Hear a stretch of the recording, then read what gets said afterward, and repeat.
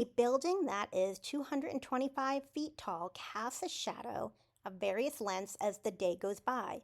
An angle of elevation theta is formed by the lines from the top and bottom of the building to the tip of the shadow. So this is the tip of the shadow right here. Our shadow is right here highlighted in red. The length, we're going to call it x.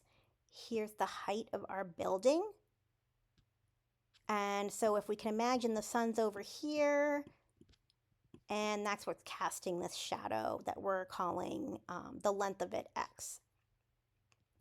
So we need to find the change in theta. We need to find d theta dx. So how does this angle change as x changes?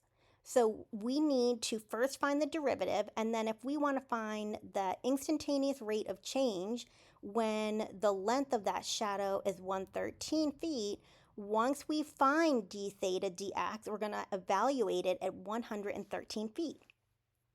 Because we're looking for d theta dx, we need to come up with some kind of equation that involves theta and x, and make sure it's solved for theta with respect to x, and then take the derivative.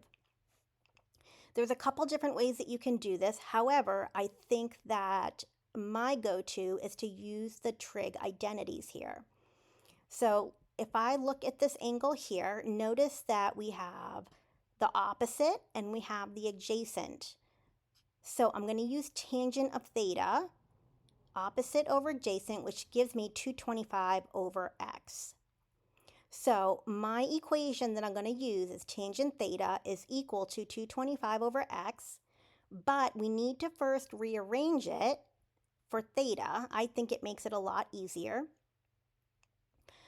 So in order to solve this equation for theta, I need to use inverses. So when I rewrite tangent theta of 225 over x as its inverse, I'm going to rewrite it as theta is equal to inverse tangent of 225 over x. Now this is what we can take the derivative of because it's in the form that we want. It's solved for theta and it's in terms of x. So you would have to look up your derivative rule for inverse tangent. So when I take the derivative using our rule for inverse tangent, we're going to get 1 over, and then in the denominator 1 plus 225 over x quantity squared. And because of the chain rule, we have to multiply by the derivative of what's inside, which is 225 over x. When I take the derivative of 225 over x, I can first rewrite it using the power rule, or the exponent rule, sorry. And so I can rewrite this as 225 times x to the negative 1, and then use the power rule to take the derivative, which then gives me negative 225 over x squared. This, we're just carrying it down. All we did from this step to this step is find the derivative because of the chain rule and carry it down. Now, to simplify this and multiply these together, I have a negative 225 times 1 on the top. So here's my negative, here's my 225. And then I'm going to take x squared and multiply it with this denominator. So I'm going to get x squared plus 225 squared. This x squared and this x squared is going to get canceled. And so that's why I have just 225 squared here. All right.